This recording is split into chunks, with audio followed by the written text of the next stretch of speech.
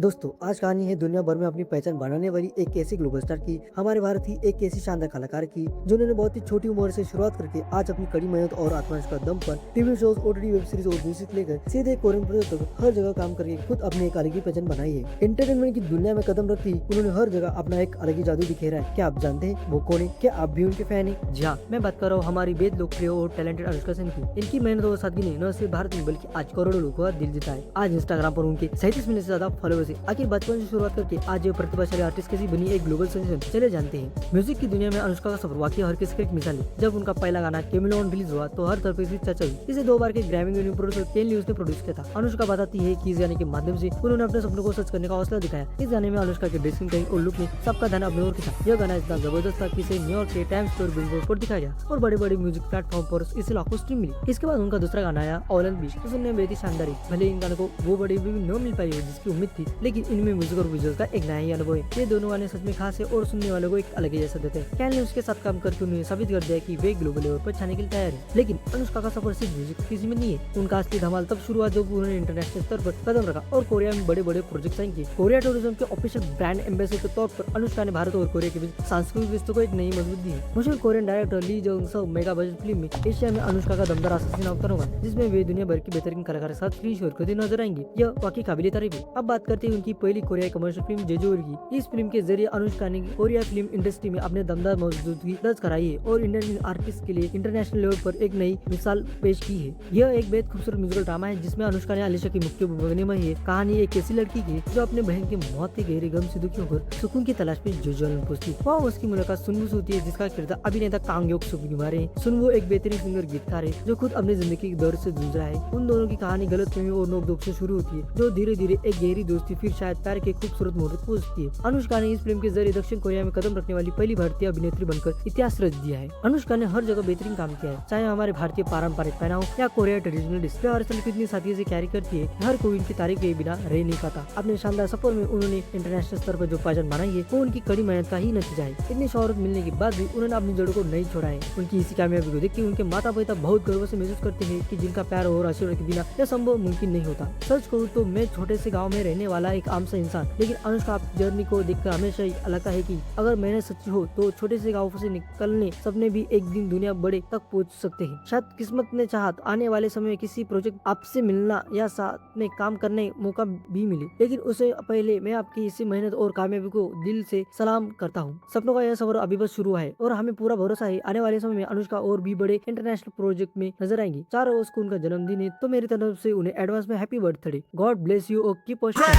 Go out everyone, hold the future in your hand. Wish